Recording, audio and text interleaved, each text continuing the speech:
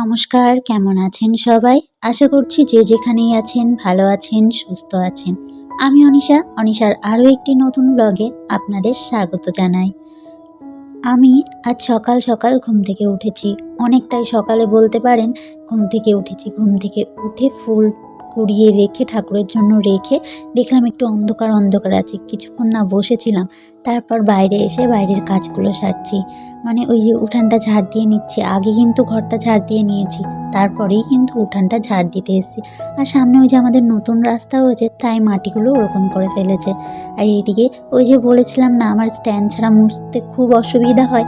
কারণ বিয়ের পর থেকে এসে যখন থেকে ঘর মোছা শুরু করেছি, আমি কিন্তু স্ট্যান্ড দিয়েই মুছতাম। মানে আমি প্রেগনেন্ট হওয়ার পর বাবানের পাপা স্ট্যান্ড এনে দিয়েছিল।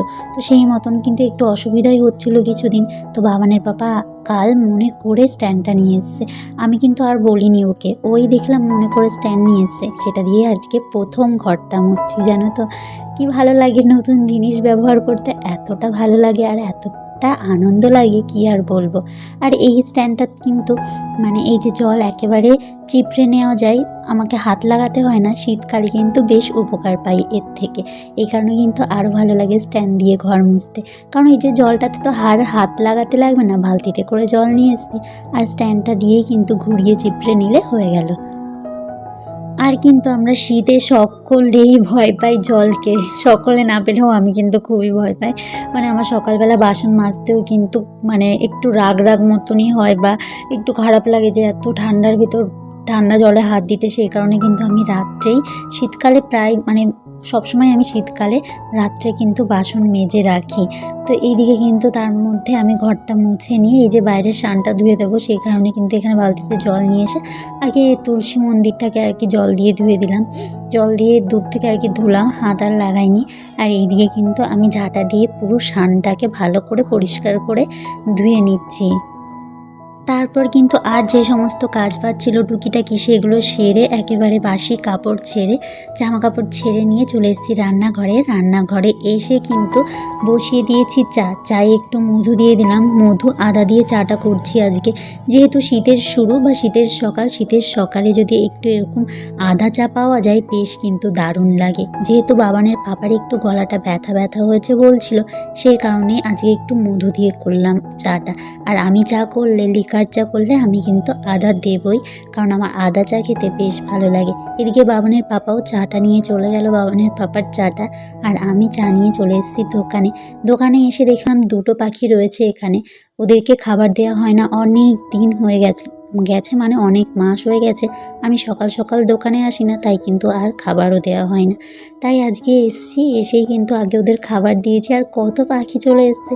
বাবানের পাপা বললো আর একটু দাও, ওটাতে ওদের হবে না। সেই কারণে আরেকটু নিয়ে ওদের দিলাম। আর এইদিকে ওই যে পাউরুটি দিতে এসেছিলো আমাদের দোকানে যেই দাদা, সেই কারণে পাখিগুলো না উড়ে যাচ্ছিলো বারবার। আর এদিকে কিন্তু প্রচুর পাখি চলে এসেছিলো, নতুন নতুন পাখিও দেখলাম আজ এসছে।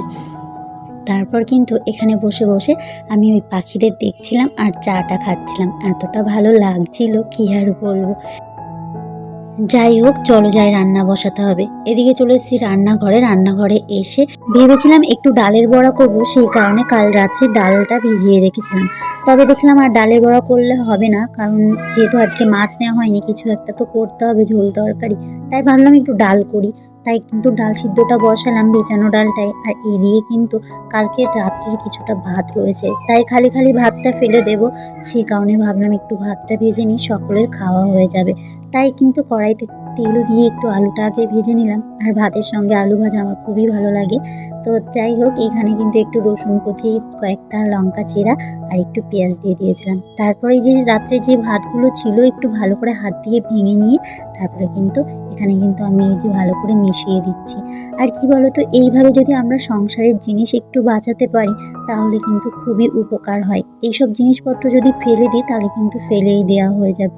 ওই যে আমার কিন্তু আমাদের কিন্তু গরু আছে, আমি যদি চাই আমি কিন্তু গরুকে দিয়ে দিতে পারি। আমাদের বাড়িতে ঠান্ডা ভাত ম্যাক্সিমাম খাওয়া হয় না, কারণ বাবানের পাপা একদমই খেতে চায় না ঠান্ডা ভাত। সেই কারণে কিন্তু আমাদের বাড়িতে খুব একটা ঠান্ডা ভাত খাওয়া হয় না, গরুকেই দিয়ে দেওয়া হয়। তবে আমি মনে করি লক্ষ্মী জিনিস না ফেলাই ভালো। আমরা কিন্তু খুব খারাপ লাগে এরকম যদি ভাত নষ্ট হয়। তাই কালকে রাত্রে ভাতগুলো ছিল, আর ভাতগুলো দেখতে এতটা সুন্দর লাগছিল কি আর বলবো। সেই কারণেই কিন্তু আমি ভাতটা ভাজা করে নিয়েছি, তাহলে কিন্তু নতুনত্ব একটা কিছু হয়ে গেল, আর আমাদের খেতেও বেশ ভালো লাগলো। এদিকে ডালটা করে নিয়েছি, ডালটার ভিতর জল দিয়ে ওই যে টমেটো দিয়ে ডাল করব, যেটা আমার খুব ভালো লাগে, সেটাই কিন্তু এখানে সর্ষে ফোড়ন দিয়ে নিয়ে একটু হাতা দিয়ে ভেঙে নিলাম সর্ষেগুলো। তারপরে এখানে ফোড়ন দিয়ে দিচ্ছি, আর কি দারুণ কালার এসছে বলো তো ডালটাতে, দেখেই কিন্তু লোভ লাগছিল। বাবানের পাপা খেতে বসে বলছে এত সুন্দর হয়েছে, খেতে কিন্তু বেশ ভালো হয়েছে। নিরামিষ খাবারও যদি ভালো করে বানানো যায় তাহলে কিন্তু সেটা খেতে দারুণ লাগে, আমিষের থেকেও মাছ মাংসর থেকেও কিন্তু ভালো লাগে। এদিকে কিন্তু আমি একটুখানি করব আজকে তোমার বকফুলের বড়া, সেই কারণে আজকে কিন্তু একটু চাল ভিজিয়ে রেখেছিলাম, চাল ভিজিয়ে রেখে তোমার চালটা বেটে নিয়েছিলাম। আর প্রথমে একটু বেসন দিয়ে হলুদ দিয়ে লঙ্কার গুঁড়ো দিয়ে এই যে বকফুলগুলো ভিজিয়ে দিচ্ছি। আমি এই যে জীবনে প্রথমবার বকফুলের বড়া ভাজছিলাম। প্রথমে ভাবছিলাম কেমন হবে জানি না, পারি না, কোনোদিনও করিনি। খেয়েছি প্রচুর কিন্তু মায়ের থেকে, বা আমার শাশুড়ি মাও করেছেন, তবে কিন্তু আমি কোনোদিনও আর কি ট্রাই করে দেখিনি। তাই কিন্তু আজকে প্রথমবার এটা করছি। তবে দেখলাম বেশ ভালো হয়েছিল, মুচমুচে হয়েছিল। তবে কিন্তু একটা জিনিস মিস করেছি জানো তো, মিস করেছি হচ্ছে লবণটাই মেন দিইনি, পরে মনে পড়েছে লবণ দিইনি, সেই লবণটা পরে আবার অ্যাড করেছিলাম। আর এদিকে কিন্তু আমি পাঁচমিশালি বলতেই পালং শাকের একটা তরকারি করব। পালং শাকের তরকারি করব, একটু পটল আলু দিয়েছি, আর সিম দিয়েছি দু একটা, আর কিন্তু একটু পালং শাক দিয়ে ওই যে তরকারিটা বসিয়ে দিয়েছি। আর এদিকে বাবানের পাপা বাবানের জন্য নিয়ে এসছে ফল। আমার বাবানকে কিন্তু প্রায় দিনই আমি ফল খাইয়ে থাকি ছোট থেকে। যারা আমার ব্লগ আগে থেকে দেখছো তারা অবশ্যই দেখতে পাবে যে আমার বাবানকে কিন্তু একটা করে ফল সবসময় আমি দিয়ে থাকি। কোনো কারণবশত হয়তো কয়েকদিন মিস যায়, তবে কিন্তু প্রায় দিনই আমার বাবানকে আমি খাইয়ে থাকি। সেই কারণে ফলগুলো নিয়ে এসছে বাবানের পাপা। আর যেহেতু এখন কমলা লেবু উঠেছে, কমলা লেবু বলতে বাবান বলে ফ্রুট জুস, তো খুব খেতে পছন্দ করে, সেই কারণে কিন্তু কমলা লেবুটা নিয়ে এসছে। আমি আগে ফলগুলো বের করে ধুয়ে নিয়েছিলাম, তারপরে কিন্তু এখানে রসটা করে নিচ্ছি। আর এদিকে রসটা বের করছি, আমার বাবান এসে কতক্ষণে খাবে, আমার সাইডে দাঁড়িয়ে বলছে মাম্মা ফ্রুট জুস দাও আমাকে। তো ওকে আমি খাইয়ে নিয়েছি। তারপর কিন্তু এখানে এই যে টেবিলটার ওপরে যেহেতু লেবুর রসগুলো ছিটে ছিটে গিয়েছিলো, সেগুলো পরিষ্কার করে নিলাম। আর এদিকে ওভেনের অবস্থাটা দেখো, রান্না করার পর কিন্তু ওভেনের অবস্থা আমার এরকম হয়ে যায়, চারিদিকে ছিটিয়ে পড়ে। সে কারণে আগে একটা শুকনো কাপড় দিয়ে সবগুলো ঝেড়ে নিয়েছি, তারপরে কিন্তু ওই যে স্কচব্রাইট দিয়ে সাবান দিয়ে ভালো করে ডলে পরিষ্কার করে নিচ্ছি, একটুখানি সার্ফ বা সাবান দিয়ে। আর আমি কিন্তু প্রায় দিনই এরকম স্কচব্রাইট দিয়ে পরিষ্কার করার পর না একটা ভিজা ন্যাকড়া দিয়ে কিন্তু এইভাবে ধুয়ে দিই, ভিজা কাপড় দিয়ে আর কি, যাতে ওই যে সাবানের সাদা সাদা দাগটা না হয়। কারণ এরপরে কিন্তু সাবান দিয়ে ডলার পর যদি শুকনো একটা কাপড় দিয়ে ডলি না, তাহলে কিন্তু ওই যে সাবানের সাদা দাগটা না হয়ে থাকে, সেই কারণে আর দেখতে ভালো লাগে না। তারপরে কিন্তু আজকে ভাতটা লেট করে বসালাম, সবার লাস্টে বসালাম, আগেই আমি ভাতটা বসিয়ে দিই, তবে আজকে সবার লাস্টে বসালাম কারণ আজকে খাবার খেতে খেতে যেহেতু ঠান্ডা হয়ে যাবে, এখন তো শীতকাল, তাই কিন্তু একটু লেট করে ভাতটা বসিয়ে তারপর বাকি কাজবাজ সারবো। ওইদিকে স্নান বলো, তারপর আরও যে সমস্ত কাজবাজ আছে, স্নান পুজো, ওইগুলো সেরে নিয়ে ততক্ষণে কিন্তু ভাত হয়ে যাবে।